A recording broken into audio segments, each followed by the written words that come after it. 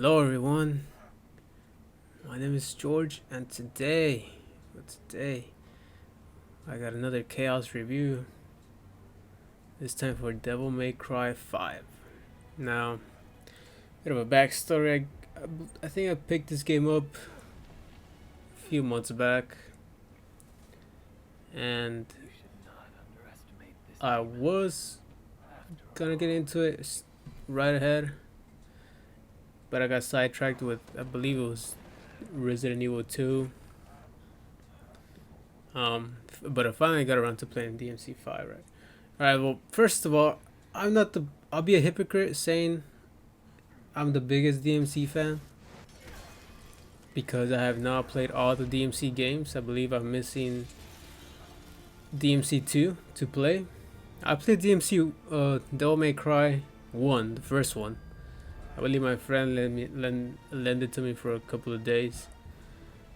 But back then I wasn't really much of a, I wouldn't say much of a gamer because I did play, but just my skills weren't up to depth to what the game required me to be. And I'm talking about Devil May Cry 1. Plus I was like way younger. I was like maybe like I want to say maybe like 12, like 10, 11, 12 when I was playing Devil May Cry 1 back with the PlayStation 2. That was just a game they let me borrow for a bit, and I couldn't beat it. I think there was a point where I just got lost, but I did enjoy it. I did enjoy the just sort of the gameplay to it. You know, it was something very different at the time. I don't think many games compared to that, to this sort of gameplay. But back then I was into other games like Mortal Kombat, Shaolin Monks. Just the game's similarities. But anyway, again, way sidetracked here. But this is a long episode. This is gonna be a long review. So, going back to Devil May Cry, from what I know, I am missing number 2. I don't know how number 1 story goes or ends or begins, but I know that they're not in chronological order. I mean, I think number 1 comes before number 2, and then finally 3, 4, and 5. So number 3, what I could tell, I played number 3. I own it for the PC, and it's control wise, it's got a fixed camera angle, but the controls are very solid, very slick. Now number 4, when number 4 showed up, I played it, and I passed it. And I did like the gameplay, but I could tell that it was just something too I want to say like too fluid. It wasn't much of a. I could tell the gameplay and the framework for Devil May Cry 3 was a lot sharper than Devil May Cry 4. I'm not sure that was many people's complaint about Devil May Cry 4, but it is a good game. It is a good game. I believe if Devil May Cry 4 had gameplay exactly like Devil May Cry 3, but with the improved graphics, Devil May Cry 4 would have been, you know, the game people would have praised. But they kind of made it too slippery. Too many things going on at the same time. I think there was still sort of a fixed camera angle. And God, let's not even talk about the DMC reboot. I played the game like I beat it like in 2 days just to see how much of a piece of shit it was. And I own it for Steam. And I just beat it to beat it. I didn't even enjoy it. It's an atrocity. Finally, I get to Devil May Cry 5.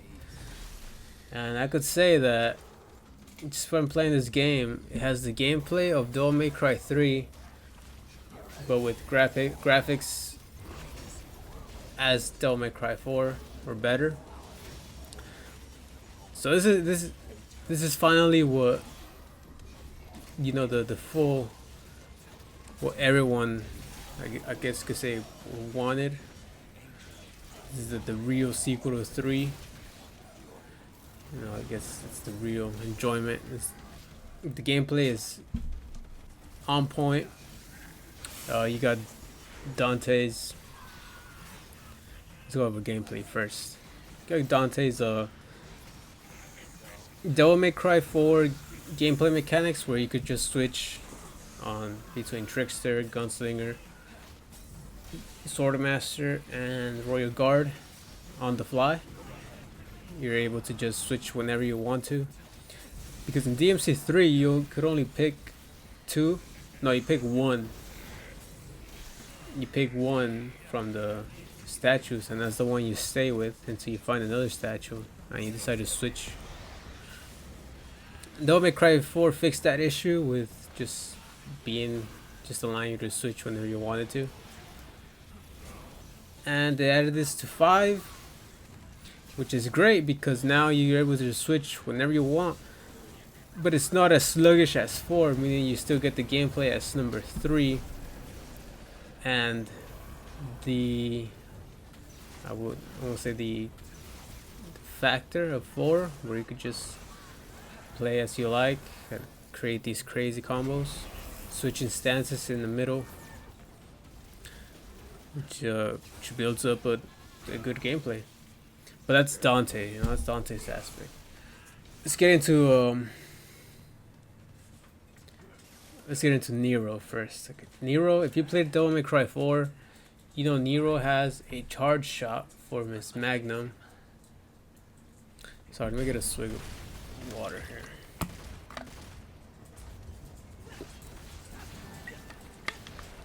Nero has a charge from his Magnum shot. Now, the longer you keep it pressed, it'll eventually start glowing until it reaches like a certain color. I think it was white was the last color, and you can shoot that thing, and it will most likely obliterate any enemy just because you held it on for like a minute. In Devil May Cry 5, Nero does not have that ability anymore. Now, if you leave the shoot, you try to shoot, he sort of clips in 3 bullets that do more damage. So once you charge a shot, I guess he puts in like some charged bullets. You could shoot 3 times, and these bullets would do continuous damage rather than just a single shot. So unlike Devil May Cry 4, where 1 bullet would just decimate an enemy the longer you leave it pressed, in this game you have a fixed time until your charge shots are ready, and you only have 3 of them. And you can upgrade them, but they will only increase damage, they don't increase capacity. So there's a change there. I think it works well. It makes it balanced to what they were going for. But I would really like to have seen the return of just the infinite charge. To his sword play, it's almost the same. The same combos. I remember the front slash and then continuous slashes, so you can slam the floor, the 1-2 into the combo, and the last one, which is just a slam. But he does have a new abilities. I think if you leave pressed the attack button, you can do a charge sort of slam, cover some distance. So, but now, story wise, we'll get into some story wise. So spoilers. The remaining will be Spoil City.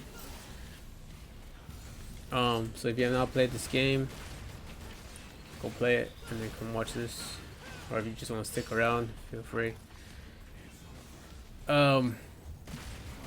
His arm, he loses his demon arm, the arm he held the Yamato in, so he could no longer double trigger. He can no longer transform. And that goes through the remainder of the game, right? You have Nero, which he can't transform. He doesn't have his arm, which means I believe that DMC4, Nero had a grappling attack that would just slam enemies to the floor. And he could pull enemies with his grab, with his arm too, with his like his, I guess it was his, his devil arm essentially, or he could pull him towards enemies. But now since he's missing an arm,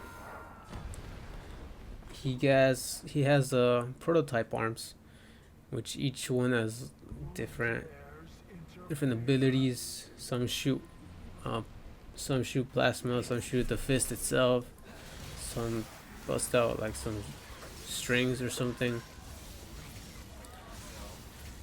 There's a plethora of them, too many to count, and I find myself that I never used them. I just the sword itself was good enough. Sword itself and the magnum was enough for me to take down all the enemies throughout the game. So I would only use the arms on occasion. Plus they break, you know, it's not like they're permanent, which would have been nice if they were permanent. And they cost gems to get, so I was just kind of hoarding my orbs. Sorry, did I say gems? I meant my orbs, the red orbs. So that's Nero. Let's get into V, which is kind of like a new character. V does not fight personally. He can only finish off his enemies with this sword cane. But his pets do the fighting for him. He has a bird. I always forget the name of the bird. And he's got a panther named Shadow. I could remember the panther's name because his name is Shadow, right? Because I like the name Shadow. But I can't remember the bird's name. And he's got a golem named Nightmare, which is kind of like he can only be summoned upon double trigger. So in the beginning, only V can double trigger. Nero cannot. It is not until you unlock Dante by mission 10 until you can play as Dante, which is kind of like what Devil May Cry 4 did. I believe half the game was Nero, half the game was Dante, as he had to go back around and clean up Nero's mess, and finally it ended with Nero. So now, I believe I already talked about Dante. He's kind of essentially Dante's Dante. He's got his trickster, his gunslinger, royal guard, and sword master. V, I just got into him, and Nero. So that's it for gameplay, right? Let's get into difficulty. Now I played the game in it is not human, the mode after human. I believe it was Devil Hunter. I would think so. Which is, I wouldn't say hard. I think it's hard, easy, or something. I'm not sure. But upon beating it, you unlock Son of Sparta, which is the real hard version. Alright, so that was that. Multiplayer, there is multiplayer for this game, surprisingly. Although you don't play next to players, you can see them. Kind of like a Dark Souls mechanic, where you can see the spirits of other players that are within your area. Well, this game has something like that, where you see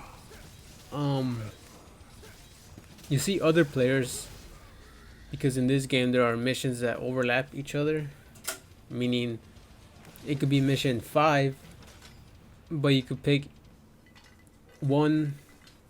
You could either pick Nero or V, Or there's a mission where you can pick either one, right? Dante, V, or Nero. So whichever character you pick at first, you might see the other character on the side, and he'll be being controlled by someone else.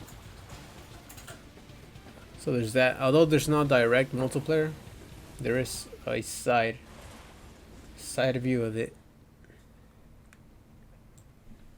Alright, so that's what I mean by multiplayer, not being directly with another person. Like, you can't tackle on the same mission with someone else. I mean, you be next to the person, but each character takes their own path around the mission. You can't directly interact with them. Otherwise, it would be a thing too broken. Right? I don't think the game could handle something like that. Alright, so post game, I don't think there is much post game for this game. And by that I mean there's not gonna be DLC. I mean, this game came out last year, so I think DLC is out the window.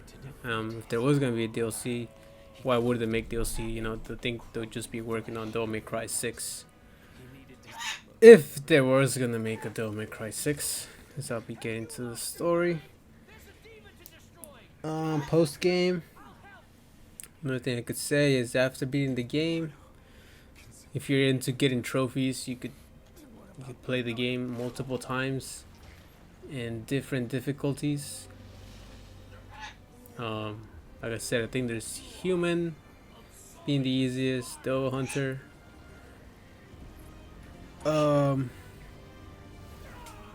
And after beating it, you unlock Son of Sparta, and after that, I think you get Heaven or Hell, and then finally you get Dante Must Die, which is like the one touch of death scenario.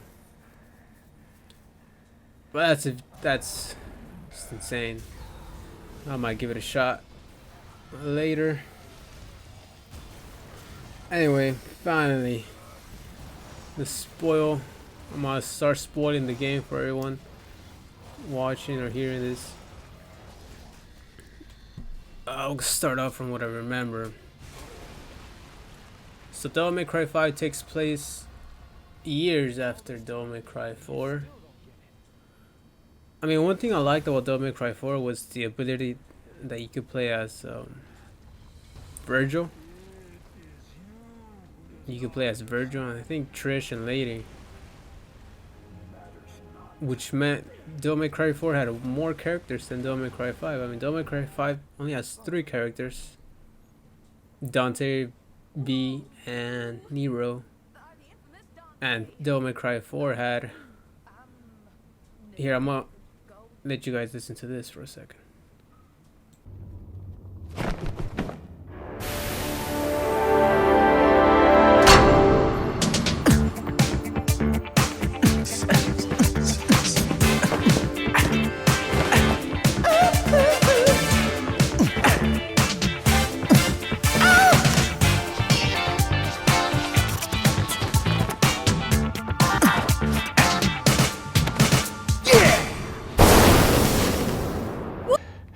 I'll take that.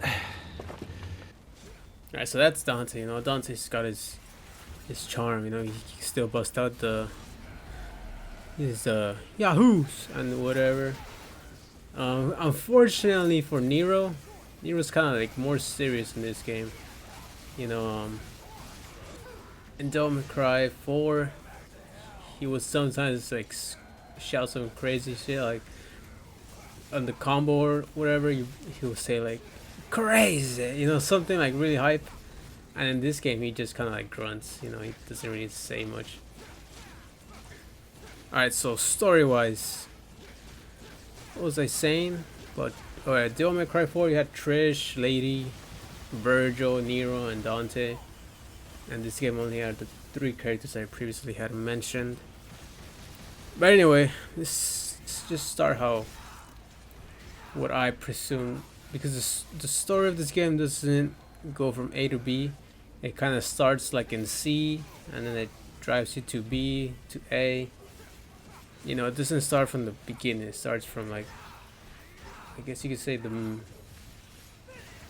about a, I don't want to say halfway, but around 30% of the way in. So I guess at the beginning,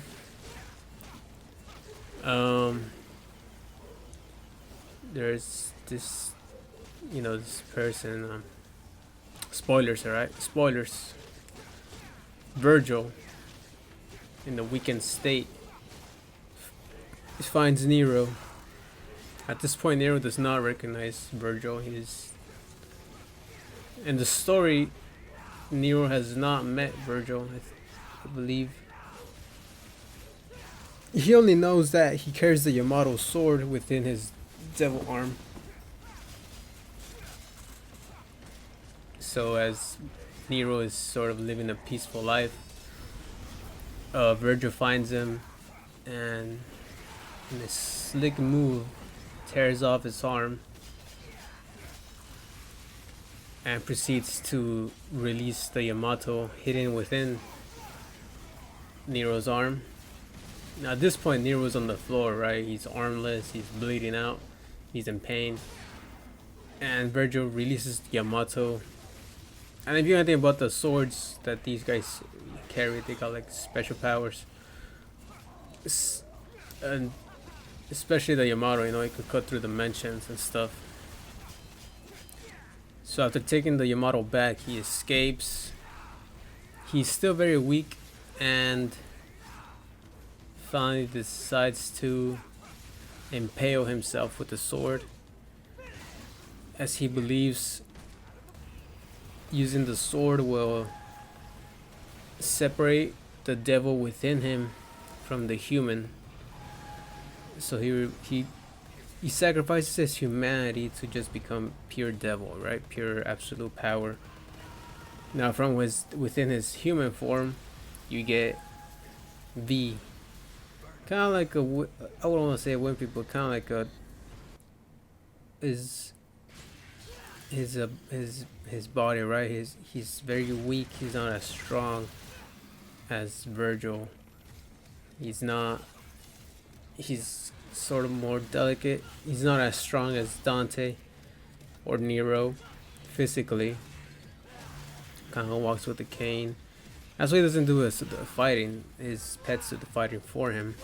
He does have his pets that will fight for him, and these pets are kind of like Virgil's representations of his emotions, or I believe they say it, something about his thoughts, right? His thoughts have manifested into these entities, Shadow, I don't know the bird's name, a Nightmare. And that's essentially what V uses to fight. So V and alright, so let's get to the other part. The Full Devil. The Full Devil is Urizen, or a name just essentially just made up by V. Urizen is this full-on demon.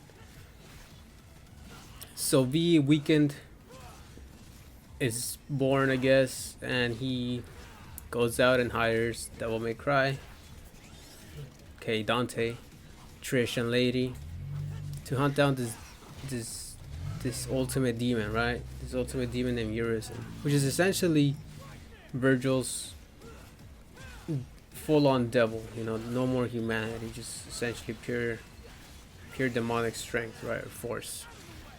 And Urizen's main goal is to find sort of release this tree around the world so it could absorb the human's blood, so this tree can grow.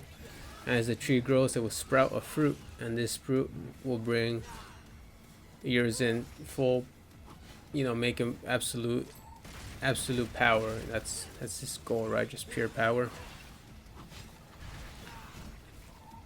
So that's Urizen's plan. V tells Dante about this.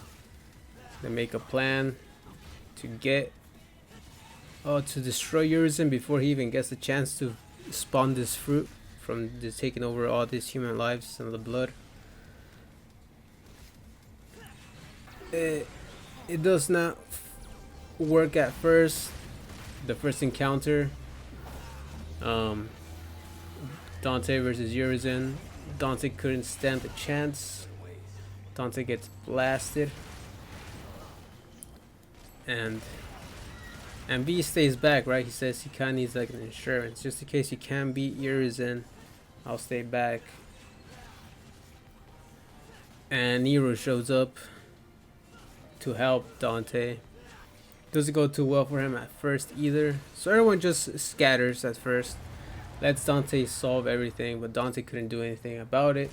Dante gets his ass whooped. He gets sent flying out, and you got Trish and Lady that gets stuck within Urizen's grasp, and Urizen just sort of transforms them into these demons, which you later defeat, and you find that their bodies are just, I guess, vessels for these demons to have like a body to manifest themselves, which are basically like the two bosses you find. After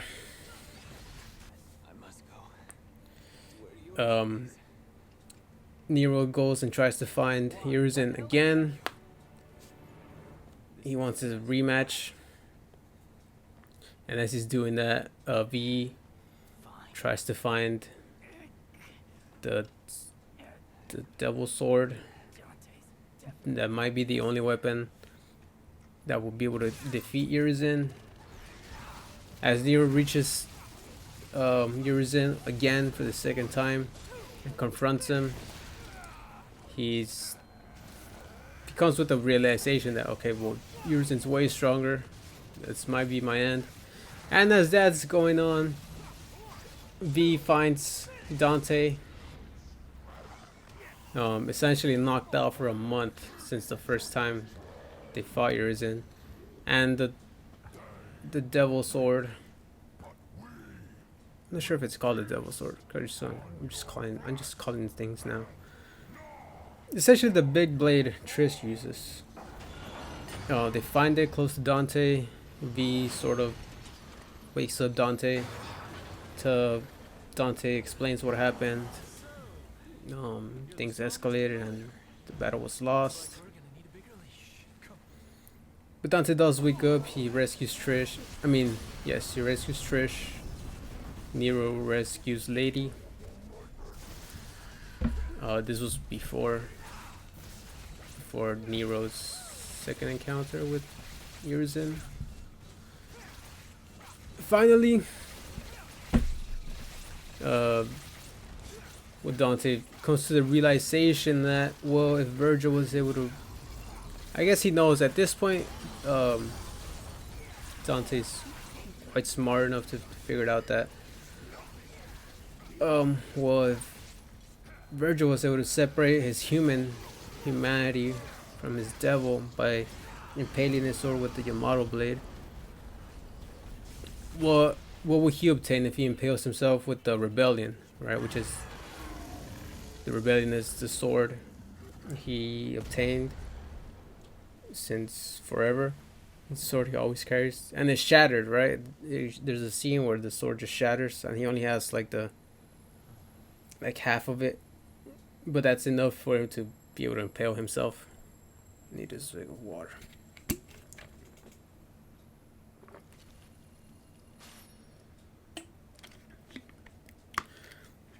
Upon impaling himself, he has Trish's devil sword on him, and the rebellion morphs. I guess Dante absorbs the rebellion, and they combine. His rebellion combines with Trish's sword, the devil sword, and they create this this devil hunter sword, the one he currently possesses in the final stages of Dante, or what you would see. And not only that, but he also discovers a newfound power within him to go beyond that devil form, beyond his devil trigger. He goes beyond, like, one step further. because he is now infused with the sword. And that poses a match against Urizen.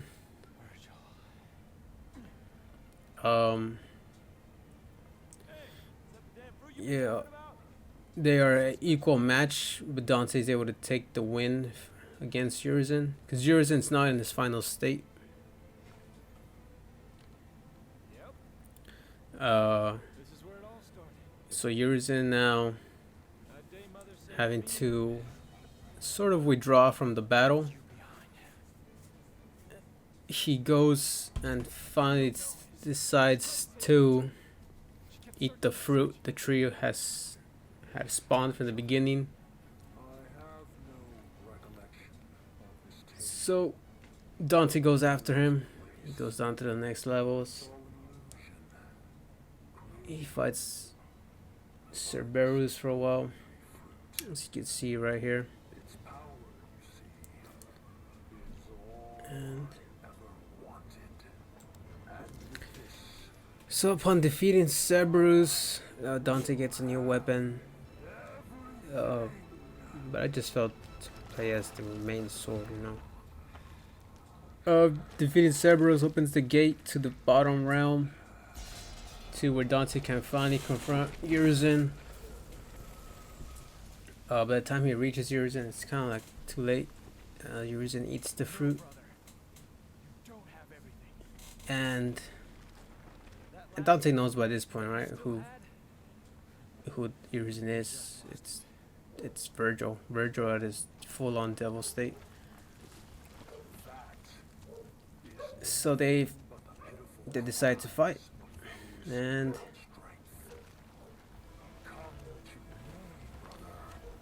now let's talk a little of the fights, because I kind of burned down through the story now. So I'm just talk about the fightings of the boss fights, I guess I could say, for Devil May Cry 5.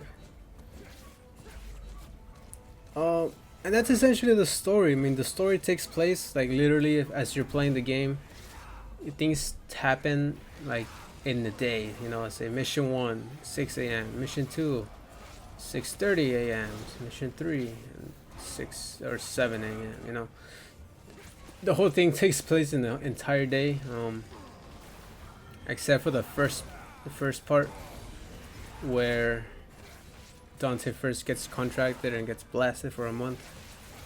He's essentially missing for a month, and the tree is growing for a month, and that's when finally Nero was stepping in.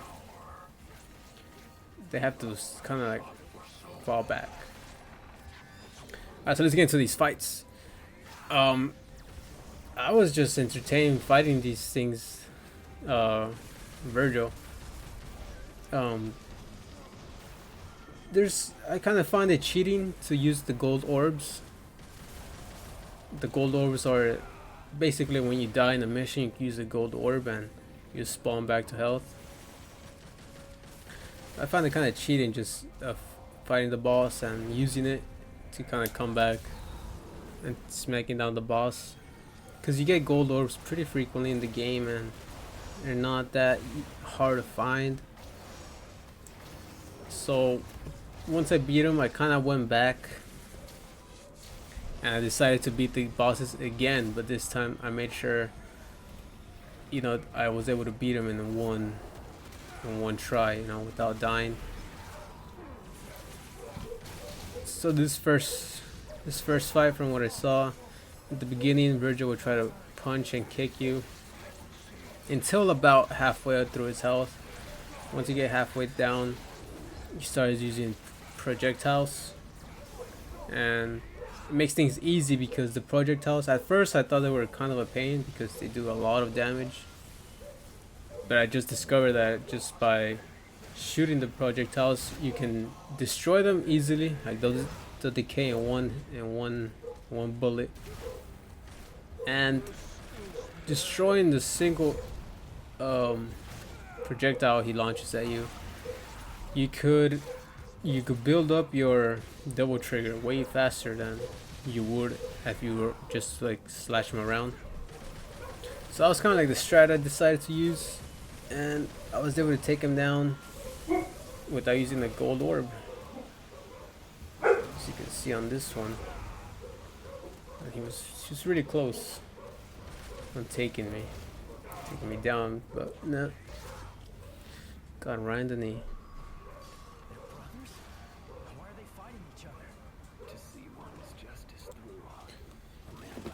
Now,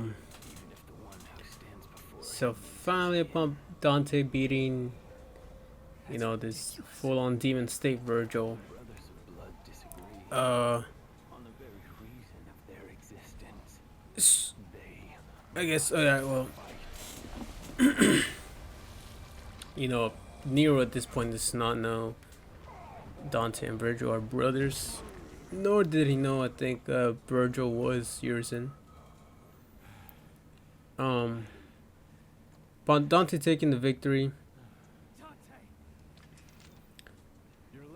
Something just occurs. V figures out that, you know,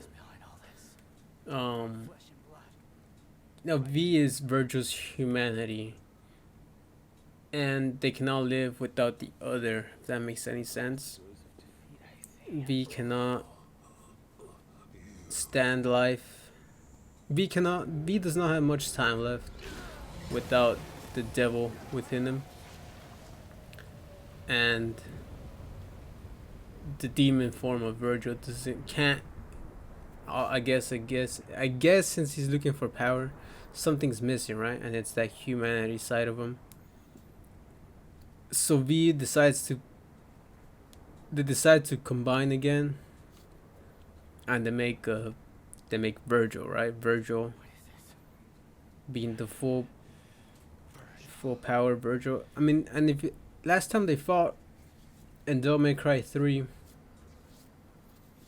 when they both get impaled, I think it's a lot of draws between these guys and Virgil and Dante. And so Virgil returns. He's kind of like at full power at this point. Dante is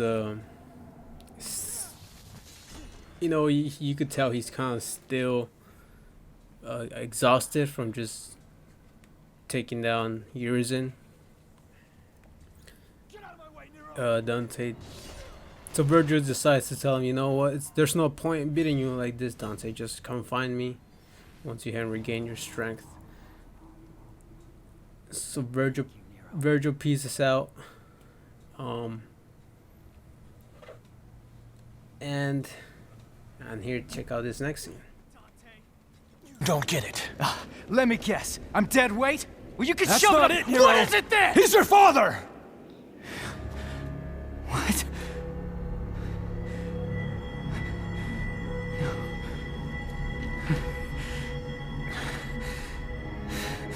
I had the feeling the first time I saw you, but I just wasn't sure.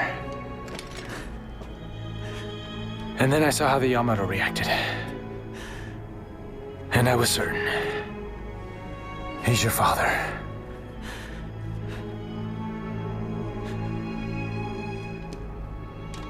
Now he needs an ass kicking. But I can't have you go kill your old man.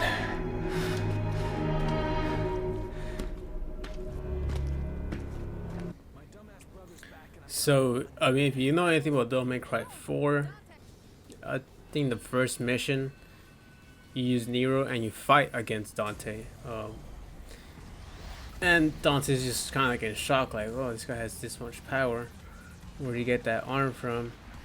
And in the story, you know, he actually recognizes that Nero could hold the Yamato. Not too many people can hold it. It's actually no one can hold the Yamato besides Virgil. And for some reason, Nero. So that's something even I didn't know upon playing this game. No, even within the story, like I had no clue upon such revelations. So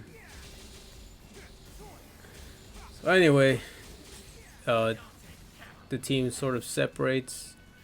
V and Urizen are now one. They are now Virgil, and Virgil's in, you know, sort of at the top of the mountain, waiting for Dante to face him in 1-on-1. and Dante having to climb this tower. Not a tower, just kind of like the tree. I'm thinking of Devil May Cry 3. He has to confront the three, I guess, interpretations of Virgil's mind that manifested into these creatures, Shadow and Nightmare. And I'm not gonna remember that bird's name. I swear. It's not that hard, I just can't search it. So Dante defeats them and makes his way to face Virgil. But upon defeating them, these creatures have a mind of their own by this point. There are no longer V's servants or V's go-tos. They kind of created their own, you know, sort of began to think for themselves. And they wanted to kill Dante through their own volition, you know. Virgil can do to you. Go see for yourself. Us. This is our final fight. And the end of Virgil's nightmares. Godspeed, Dante. You'll need it. Rest in peace, little chicken. So Dante defeats the creatures. I guess that Roost the chicken told him that, you know, if you weren't able to defeat us, how are we gonna defeat Virgil? So that's kind of like their point of view and seeing why they wanted to fight Dante, because they couldn't have fought him. And Dante tells them to himself, you know, why do these creatures want to fight me when they know they were gonna lose? Well, that was kind of like their point. They wanted Dante to finish them off because they were just representation of Virgil's thoughts. And if Dante couldn't defeat him, there was no way he was going to defeat Virgil. So that was it. After that fight, Nero escapes, sort of lashes out, and decides to go in and stop Virgil and Dante for the fight. And Virgil and Dante have a final confrontation. And this is the fight that I have not played a match. It almost felt like I was playing a fighting game or something. The fight is well played out. I figured out to just parry everything, and the Virgil's very quick. You know, he's got a double trigger just like Dante. He progressively gets stronger as the fight goes on. The good thing is the key was to build double trigger and to not use the demon state in which Dante goes and impales himself, because although that form is really powerful, it is very slow. It does not recover your health, and it takes a lot of time to just get it out. And sometimes since there's a lot of animations going on, I figured out that there's really no point in using it. I think you just manage your double trigger on healing yourself and regenerating double trigger upon parrying his attacks and good punishes was a good way to end the fight. And Virgil throws a lot of things. I felt like I was fighting him in Marvel vs. Capcom 3. He does his cuts around the screen. He throws his swords around you. He does the slice that crosses you up. He does like a teleportation all over the place, and then gives you like a 1-2 that does so much damage. And he's got flight, which is kind of like just block or dodge, right? and he can put the swords on you, like Marvel. He can put the swords on you, and you gotta block them, and you don't know when they're gonna strike you. And that's aside from just him being progressively getting stronger as you fight. I just figured out to just straight from the beginning parry his attacks to build Royal Guard and just unleash it when it's somewhat charged. So I found out that charging it entirely was sometimes a mistake because the full damage will sometimes just miss, and the full damage of Royal Guard isn't the same. I think you could, using 2 Royal Guards halfway, do more damage and are safer to land. And if you were to build an entire Royal Guard and try to go for the full punish, just the damage outwise.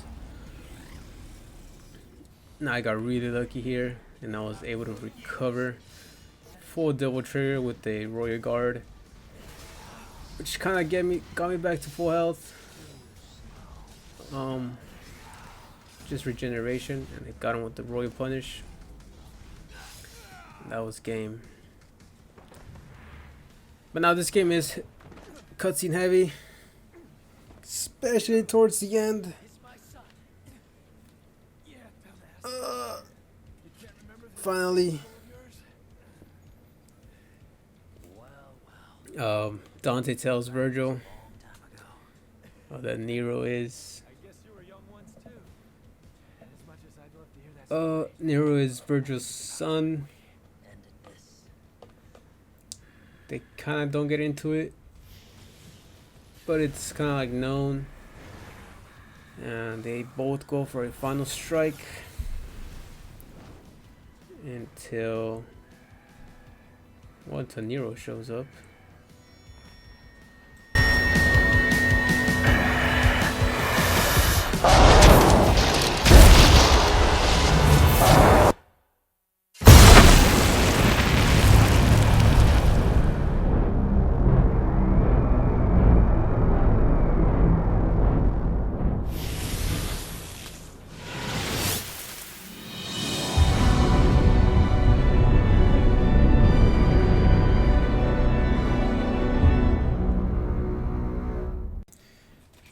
Now, while the fight is going on, Nero finds a phone, gets in contact with Kyrie.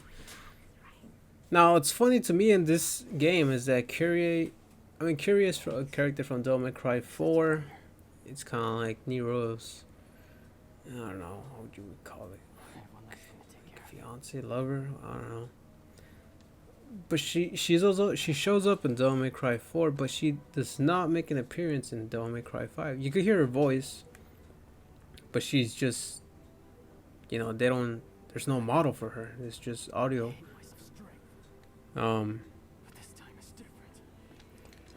So at this point, Nero just he loses himself and grows a new arm just to sheer willpower, unleash the demon blood in him, and is able to double trigger and transform essentially into his demon state and stop the fight between these two. And so be it. Now, as Nero tries to stop Dante and Virgil from killing each other, Virgil doesn't agree and decides he will only comply if you defeat him. And so now it's Nero versus Virgil.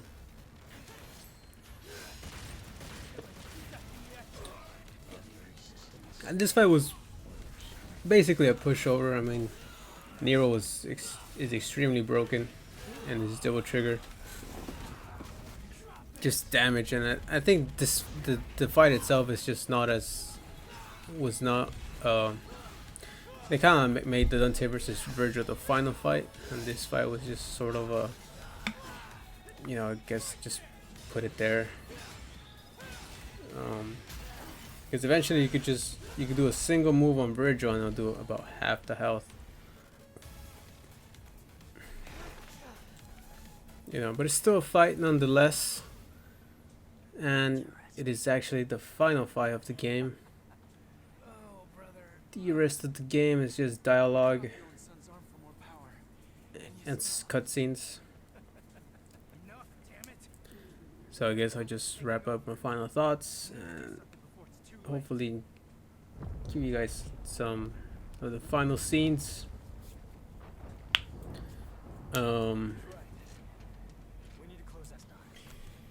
Dante and Virgil decide they are the only ones that can close the portal of this tree that's growing, and within doing that, I guess both of them will get stuck in hell forever. And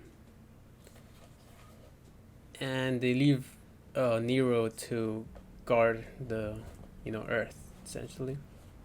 They leave him alone. Needs to go down. He cut down this tree, and now they're stuck by themselves under. And well, it's essentially, you know, their playground soon after. Before Virgil leaves, he tells Nero, next time we meet, I won't go easy on you or something like that. He says he'll be stronger, so it's maybe a rematch between those two. He leaves behind the V book that V carried all the time. And here's a funny scene right here. See, there's this deed to this place, and I have it.